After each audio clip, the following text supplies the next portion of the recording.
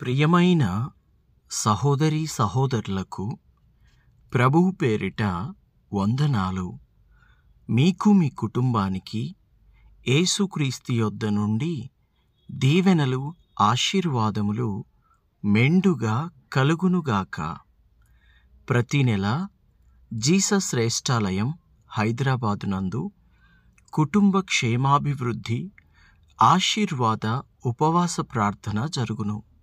సమయము ఉదయము 11 గంటల నుండి మధ్యాహ్నము 2:30 గంటల వరకు. రండి, దేవుణ్ణి ఆత్మతో సత్యముతో ఆరాధన చేద్దాము. అనారోగ్యము నుండి విడుదల కొరకు, అప్పుల నుండి విడుదల కొరకు, నిరుద్యోగము నుండి విడుదల కొరకు, మంచి ఉద్యోగము కొరకు, వివాహము కొరకు, గర్భఫలము కొరకు, నిందలు తొలగిపోవాలని, అవమానాలు తొలగిపోవాలని, బిడ్డల కొరకు, వారి చదువుల కొరకు, వారి క్షేమము కొరకు, బిడ్డలకు మంచి భవిష్యత్తు దేవుడు అనుగ్రహించులాగున స్థిరత్వము కొరకు, త్రాగుడు నుండి విడుదల కొరకు, బంధకాల నుండి విడుదల కొరకు, చాతబడి నుండి విడుదల కొరకు, సైతాను శోధనల నుండి విడుదల కొరకు, కుటుంబంలో భార్యాభర్తల మధ్య సమాధానము కొరకు, అందరితో సఖ్యత కొరకు, శాంతి నెమ్మది కొరకు, సమృద్ధి కొరకు, రక్షణ లేని వారి రక్షణ కొరకు, కుటుంబీకుల రక్షణ కొరకు, విదేశీ ప్రయాణాల కొరకు, విదేశాలలో ఉంటున్న మీ వారి క్షేమము కొరకు, స్వదేశములో ఉంటున్న మీ తల్లిదండ్రుల క్షేమము కొరకు, దేవుని ఆశీర్వాదముల కొరకు, దేవుని అభిషేకము కొరకు, నిత్యజీవము కలుగునట్లు ప్రార్థించుటకును, పరలోకపు ఆశీర్వాదములు మీ మీద కుమ్మరించబడునట్లుగాను, సొంత గృహము కొరకు, అవసరతల నిమిత్తము వస్తువాహనములు కొనుక్కొనుటకు, కోర్టు కేసుల నుండి విడుదల కొరకు, కోర్టు కేసులు కొట్టివేయబడినట్లుగాను, దయ్యముల నుండి దురాత్మల నుండి విడుదల కొరకును, దేవుని వెలుగు చూచునట్లు దేవుని కాపుదల కొరకును, పరిశుద్ధ జీవితము కొరకును, పరిశుద్ధ జీవితము కొనసాగించునట్లుగాను, దేవుని చిత్తము నెరవేర్చుటకును రండి, ఆత్మతో సత్యముతో ప్రభువుని ఆరాధన చేద్దాము. ప్రభువు కృపను పొందుకుందాము. దూర ప్రాంతములలో ఉండి రాలేనటువంటి వారు మీ ప్రార్థన అవసరతలను స్క్రీన్ మీద కనబడుతున్న 8106008166 ఈ నంబర్కి కాల్ చేసి మీ ప్రార్థన అవసరతలను తెలియచెప్పండి. మెసేజ్ ద్వారా కానీ, వాయిస్ మెసేజ్ ద్వారా కానీ, టెక్స్ట్ మెసేజ్ ద్వారా కానీ మీ ప్రార్థన అవసరతలను తెలియచెప్పండి. మీ పేరు, మీ సమస్య వ్రాసుకొని ప్రత్యేకంగా దేవుని యొక్క సన్నిధిలో మీ కొరకు ప్రార్థించడం జరుగుతుంది. దేవుడు తప్పక కార్యం చేస్తాడు. దేవునికి మహిమ కలుగునుగాక.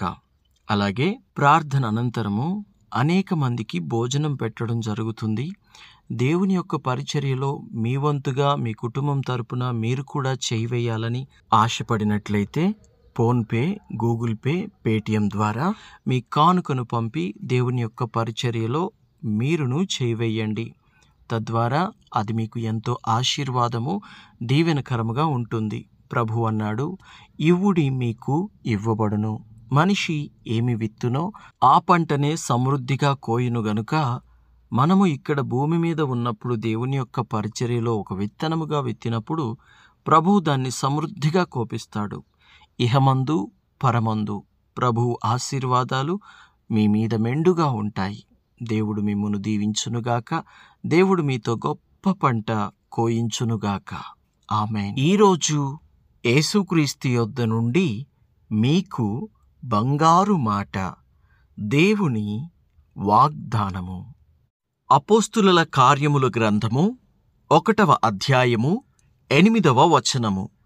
అయినను పరిశుద్ధాత్మ మీ మీదికి వచ్చునప్పుడు మీరు శక్తి నొందుదురు గనుక మీరు యెరూషలేములోను, యూదయ, సమరయ దేశముల యందంతటను బూదిగంతముల వరకును నాకు సాక్షులయ్యుందురని వారితో చెప్పెను. But ye shall receive power after that the Holy Ghost is come upon you, and ye shall be witness unto me both in Jerusalem and in all Judea and in Samaria and unto the uttermost part of the earth. పరిశుద్ధాత్మ మీ మీదికి వచ్చినప్పుడు మీరు శక్తిని పొందుకున్న తరువాత నాకు సాక్షులై ఉంటారని ప్రభువు చెప్తూ ఉన్నాడు. తన శిష్యులకు ప్రభువు సెలవిస్తూ ఉన్నాడు. దేవుని బిడ్డ, ఈ వాక్యం వింటున్న నీవు పరిశుద్ధాత్మను పొందుకొని ఉన్నావా? ఈ వాక్యం వింటున్న నీవు పరిశుద్ధాత్మ స్వరాన్ని ఎప్పుడైనా విన్నావా? పరిశుద్ధాత్మ నడిపింపులో నీవు ఉన్నావా? పరిశుద్ధాత్మ మనకి కావాలి. ప్రతి క్రైస్తవుడు, ప్రతి క్రైస్తవురాలు, ప్రతి దేవుని బిడ్డ ముఖ్యంగా పొందుకోవలసినది ఆస్తి, పాస్తి, అంతస్తు, ఐశ్వర్యములు కాదు. వాటికంటే ముందు దేవుని యొక్క శక్తి, పరిశుద్ధాత్మ శక్తిని మనము పొందుకోవాలి. శక్తి ఉన్న తర్వాత దేవుడు నీకు అనేక విధాలుగా నిన్ను బ్లెస్ చేస్తాడు, నిన్ను దీవిస్తాడు.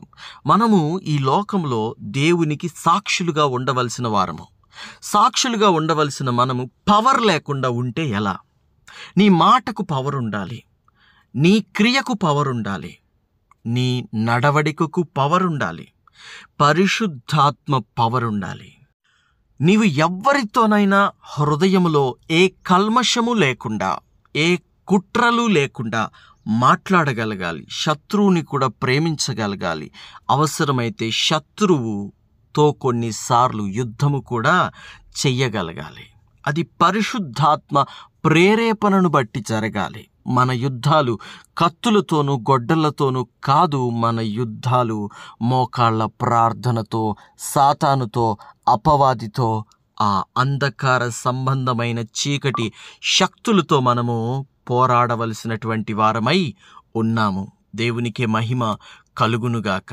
అయితే ఈ దెయ్యాలతో, దురాత్మతో, అధికారులతో, అంధకార సంబంధమైన చీకటి శక్తులతో పోరాడాలి అంటే కత్తులు గొడ్డళ్ళు పట్టుకుని పోతే మనం గెలవలేము, పోరాడలేము. ఎందుకంటే దేవుడు ఏర్పాటు చేసిన సిద్ధపాటు అది కాదు. దేవుని ఉద్దేశము అది కాదు.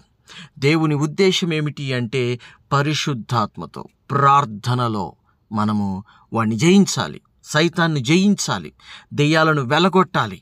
ప్రతి క్రైస్తవుడు యుద్ధం చేయాలి. సహోదరులారా, సహోదరులారా, ప్రతి క్రైస్తవుడు యుద్ధం చేయాలి. ఎందుకు? అపవాదేమో చెడు చేయడానికి, దేవుని బిడ్డలేమో మంచి చేయడానికి. అపవాదేమో చెడగొట్టడానికి, దేవుని బిడ్డలేమో నిలబెట్టడానికి. అపవాదేమో నరకానికి ఈడ్చుకెళ్ళడానికి, కానీ దేవుడి బిడ్డలేమో ప్రతి ఆత్మని రక్షణలోనికి నడిపించి పరలోకానికి తీసుకువెళ్ళడానికి. అయితే మనందరం పరలోకానికి ఇతరులను తీసుకువెళ్ళే క్రమములో, ఆ ప్రయత్నంలో మనం ఉన్నప్పుడు జనాలు మన దగ్గర ఏం చూస్తారు? ఎదుటివారికి దేవుడి మాటలు చెప్పినప్పుడు వారు మన దగ్గర ఏం చూస్తారు? ఏం చూసి దేవుడి మాటలు అంగీకరిస్తారు? డబ్బు కాదు, ధనము కాదు, అందము కాదు, ఐశ్వర్యము కాదు, కారు బంగ్లా కాదు. నీ క్యారెక్టర్ని చూస్తారు, నీ మాట తీరు చూస్తారు, నీ నమ్మకత్వాన్ని చూస్తారు, నీ నడవడికను గమనిస్తారు. అలాంటప్పుడు నువ్వు వారి దృష్టిలో, అనగా నువ్వెవరికి సువార్త చెప్తున్నావో వారి దృష్టిలో నువ్వెలా కనపడాలి, ఎలా ఉండాలి? నీ మాట నమ్మకంగా ఉండాలి, నీ ప్రవర్తన నమ్మకంగా ఉండాలి, నీ ప్రార్థనకి శక్తి ఉంది, దేవుడు నీతో ఉన్నాడు అని ఎదుటివాళ్ళు నమ్మాలి, నమ్మి తీరాలి. అది ఎలా జరుగుతుంది? నువ్వు నమ్మిస్తే జరుగుతుందా? కాదు. పరిశుద్ధాత్మ దేవుడు నీలో ఉండి కార్యము చేస్తూ ఉంటే, దేవుడే కార్యము చేస్తూ ఉంటే అక్కడ సాక్షిగా మనము నిలబడతాము. మరి అలాంటప్పుడు మనం పొందుకోవాల్సింది ఏమిటి? పరిశుద్ధాత్మ. పరిశుద్ధాత్మ కోసం ప్రార్థన చేయండి సహోదరి సహోదరులారా. పరిశుద్ధాత్మను పొందుకోండి, పరిశుద్ధాత్మతో నడవండి, పరిశుద్ధాత్మ నడిపింపును కోరుకోండి. ఆది అపోస్తలులు పెంతెకోస్తు పండగ దినమందు అందరూ ఒక గదిలో కూడుకొని ఉన్నప్పుడు పరిశుద్ధాత్మ దేవుడు వారి మీదికి అగ్నిలాగా దిగివచ్చాడు. అగ్ని నాలుకలు విభాగింపబడినట్లుగా అక్కడ పరిశుద్ధాత్మ దేవుడు వచ్చి వారి మీద, ఒక్కొక్కరి మీద వాలినప్పుడు అప్పుడు వారు శక్తిని పొందుకున్నారని బైబిల్లో ఉంది.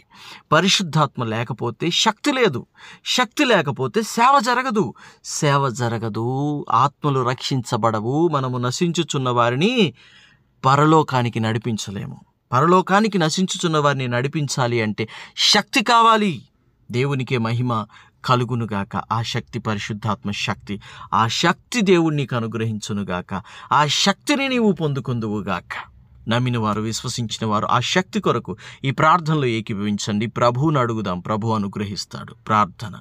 తండ్రి, మీకు వందనాలు. దేవా, మీకు స్తుతులు, స్తోత్రాలు. అయ్యా, మాకు శక్తి కావాలి. పరిశుద్ధాత్మ శక్తి మాకు కావాలి తండ్రి. ఈ లోకంలో మేము లోకస్తులలాగా, అందరిలాగా, అన్యులలాగా సాధారణంగా జీవించకూడదు. ఎందుకంటే మేము సాధారణమైన దేవుని బిడ్డలము కాదు, శక్తి కలిగిన దేవుని బిడ్డలము గనుక మాకు మీ శక్తిని, పరిశుద్ధాత్మ శక్తిని మాకు దయచేయండి. మా మాటకు శక్తి ఉండాలి, మా నడవడికి శక్తి ఉండాలి, మా క్రియలకు శక్తి ఉండాలి. దేవా, మా ప్రతి విషయంలో మేము పరిశుద్ధాత్మ శక్తి కలిగి జీవించున్నట్లుగా దేవా, అన్య భాషలు కలిగిన వారిగా మమ్మల్ని చెయ్యమని యేసు నామములో ప్రార్థించుచున్నాము తండ్రి. ఆమేన్, ఆమేన్, ఆమేన్. పరిశుద్ధాత్మ మీ మీదికొచ్చునుగాక. ఆమేన్.